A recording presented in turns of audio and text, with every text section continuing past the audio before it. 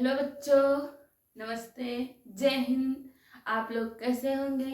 अच्छे होंगे, मस्त होंगे, जबरदस्त होंगे। जैसा कि हम लोगों ने पढ़ा, क्रॉस पॉलिनेशन की कितनी विधियां होती हैं। क्रॉस पॉलिनेशन हमने पढ़ा, एयर क्रॉस पॉलिनेशन हमने पढ़ा, water cross pollination, animal cross pollination. आज हम पढ़ते हैं आर्टिफिशियल पॉलिनेशन, यानी कृत्रिम परागण। कृत्रिम परागण, कृत्रिम परागण यानी आर्टिफिशियल।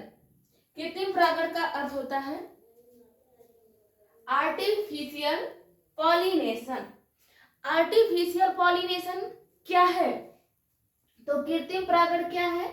यानी कृत्रिम परागण जिसमें मानव क्या करता है, जिसमें मानव स्वयं के द्वारा यानी पुष्पों को हम क्या करते हैं, जब हम लौकी, कद्दू और करेला, तरोई इन सभी पादप में क्या करते हैं, इनके नर पुष्प को लेकर क्या करते हैं, इनके नर पुष्प को लेकर इनके मादा पुष्प पर, जैसे ये कोई मादा पुष्प है और ये कोई नर पुष्प है, मानव के द्वारा क्या हो रहा, मानव के द्वारा नर पुष्प के परागकण, जो नर पुष्प होता है, नर पुष्प का परागकण यानी लाकर दूसरे पुष्प के वर्तिकाग्र पर कर दिया जाता है। तो यह मानव द्वारा होता है, यानी जो प्रक्रिया मानव द्वारा हो, यानी उसमें प्रकृति का कोई हाथ ना हो, उसे हम कृत्रिम परागण कहते हैं, उसे कृत्रिम परागण कहते हैं। कृत्रिम परागण वह विधियां है, कृत्रिम परागण वह विधियां है जिसमें मानव द्वारा परागकोश के परागकण, जिसमें मानव द्वारा परागकोश के परागकण एक पुष्प से दूसरे पुष्प के वर्तिकाग्र पर पहुंचाए जाते हैं। उस प्रक्रिया को ही क्या कहा जाता है? कृत्रिम परागण कहा जाता है। किन किन पौधों में होता है? लौकी, कद्दू, करेला, तरोई आदि पादपों में ये प्रक्रिया होता है। यानी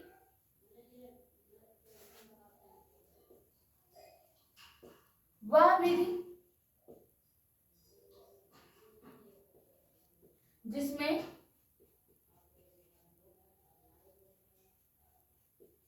मानव द्वारा, जिसमें क्या होता है, मानव द्वारा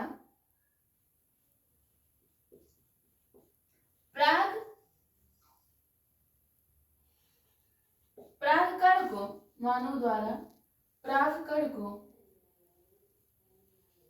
एक पुष्प से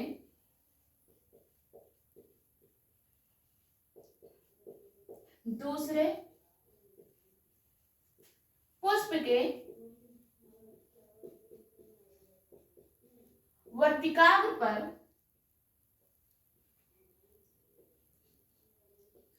पहुंचा दिया जाता है। यह प्रक्रिया ही क्या कहलाती है? कृत्रिम परागण कहलाती है।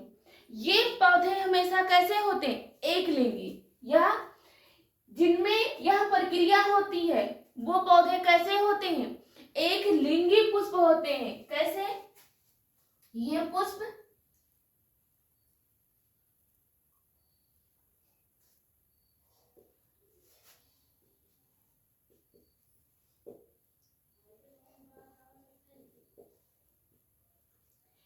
कैसे होते हैं? एक लिंगी। एक लिंगी का अर्थ होता है जिस पुष्प में नर या मादा दोनों में से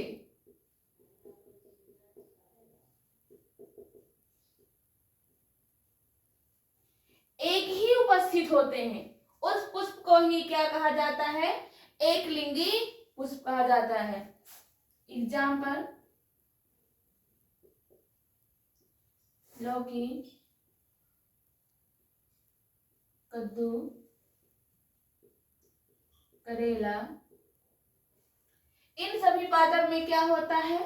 कृत्रिम परागण होता है। आज हम नेक्स्ट टॉपिक पढ़ेंगे निषेचन। किस प्रकार ये निषेचित होते हैं? तो पहले हम पढ़ते हैं परागकण का अंकुरण। क्या हम पढ़ेंगे? परागकण का अंकुरण।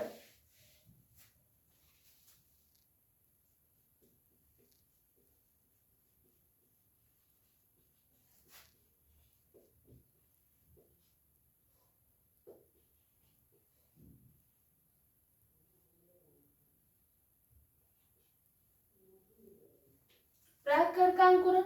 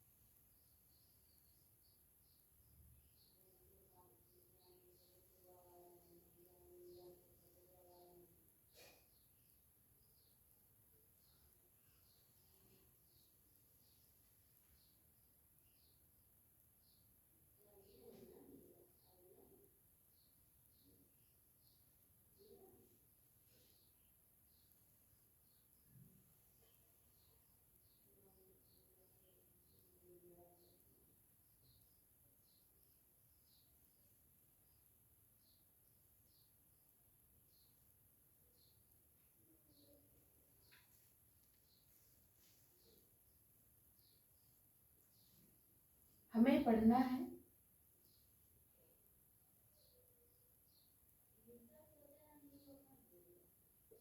परागकण का अंकुरण।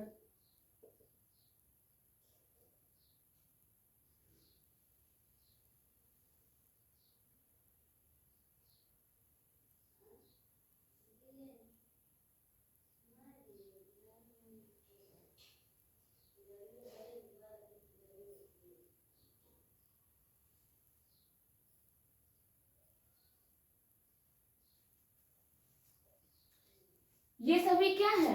ये सभी परागकण हैं।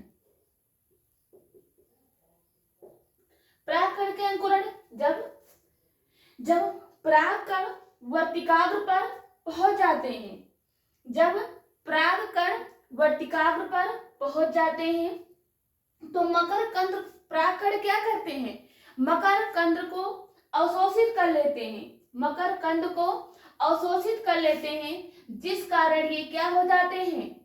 फूल जाते हैं। जिस कारण ये फूल जाते हैं और इनसे नर युग्मक का निर्माण होता है। इनसे नर युग्मक का निर्माण होता है। कितने नर युग्मक? 2 नर युग्मक। प्रथम द्वितीय नर युग्मक का निर्माण होता है। परागकण का अंकुरण परागकोश के परागकण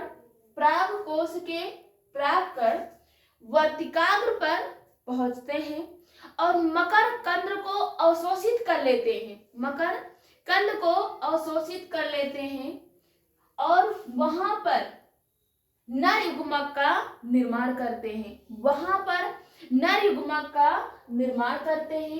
इसी प्रक्रिया को ही क्या कहा जाता है? परागकण का अंकुरण कहा जाता है। क्या? जब परागकण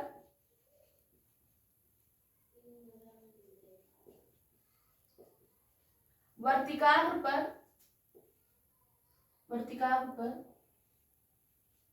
पहुंचकर परागकण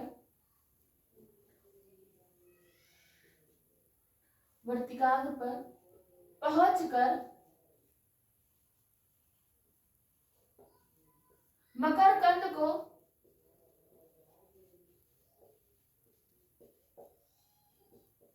अवशोषित कर लेते हैं और किसका निर्माण करते हैं? नर युग्मक का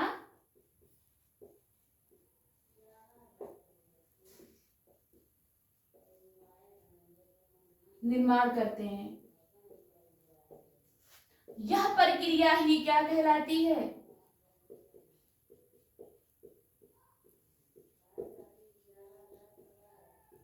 अंकुरण कहलाता है। कितने नरयुग्मक का निर्माण होता है? 2 नरयुग्मक का निर्माण होता है। इस प्रक्रिया में 2 नर युग्मक का निर्माण होता है। युग्मक क्या होता है? युग्मक क्या है? जिनका निर्माण किससे हो? जनकों के द्वारा होता है। युग्मक में हमेशा गुणसूत्र की संख्या आधी होती है। युग्मक में हमेशा गुणसूत्र की संख्या आधी होती है। जो युग्मक का निर्माण करता है, जो युग्मक का यानी उसे क्या कहा था? मात्र कोशिका कहा जाता है। मात्र कोशिका अर्धसूत्री विभाजन करके, मात्र कोशिका अर्धसूत्री विभाजन करके युग्मक का निर्माण करती है। और युग्मक में गुणसूत्र की संख्या कितनी होती है? आधी होती है। आधी का मतलब क्या होता है? जैसे गुणसूत्र की संख्या कितनी होती है? 46, जिसे द्विगुणित कहा जाता है, जिसे द्विगुणित कहा जाता है। जब ये अर्धसूत्री विभाजन करते हैं तो आधे आधे गुणसूत्रों में बढ़ जाते हैं, यानी 23 और यही 23 गुणसूत्र क्या है? नर युग्मक है। क्या है? युग्मक है। अगर मादा से निर्माण हो रहा है तो उसे मादा युग्मक कहते हैं। अगर नर से निर्माण होता है तो उसे हम नर युग्मक कहते हैं। युग्मक में हमेशा गुणसूत्र की संख्या कितनी होती है? आधा, यानी 23। एक ही जोड़ा गुणसूत्र पाया जाता है। और जब नर व मादा दोनों युग्मक आपस में मिलते हैं, जब नर व मादा दोनों युग्मक आपस में मिलते हैं, तब युग्मनज का निर्माण करते हैं। किसे? युग्मनज का निर्माण करते हैं। और जिसमें गुणसूत्र की संख्या कितनी होती है? 46 होती है। आज हम पढ़ेंगे निषेचन।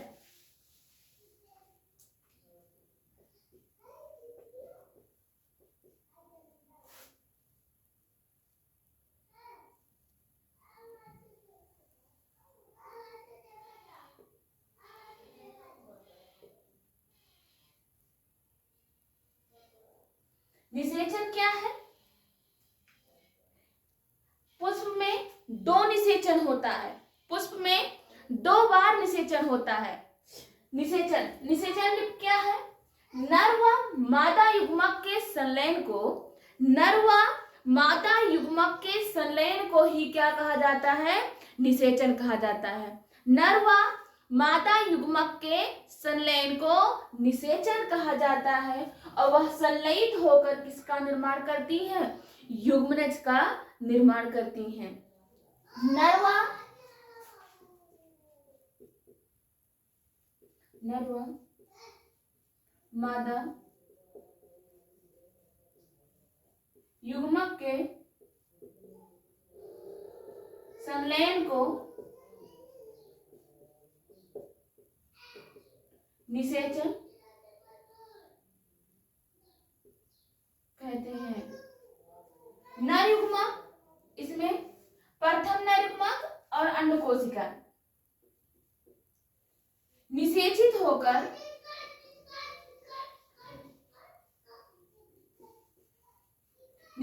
होकर युग्मनज का निर्माण करती है। युग्मनज क्या है? जिसका निर्माण नर व मादा युग्मकों से होता है। जिस कोशिका का निर्माण नर व मादा युग्मक से मिलकर बना होता है, उस कोशिका को ही क्या कहा जाता है? युग्मनज कहा जाता है, यानी जाइगोट कहा जाता है। युग्मनज में गुणसूत्र की संख्या पूरी होती है, यानी 46 होती है। 23 गुणसूत्र नर के और 23 गुणसूत्र मादा के।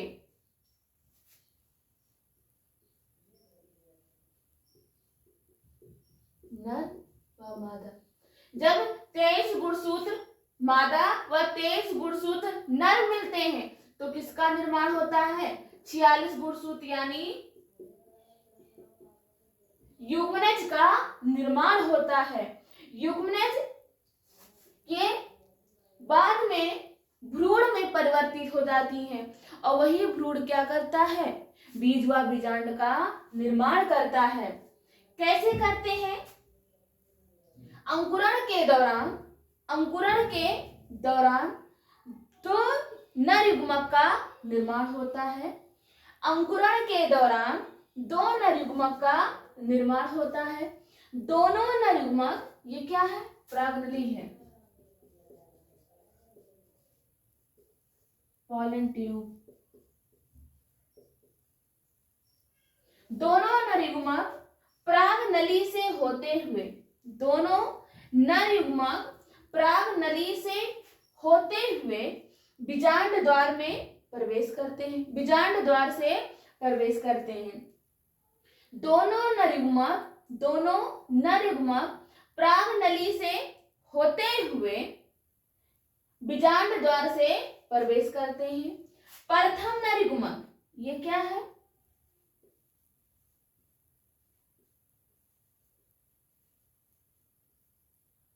ये है द्वितीयक।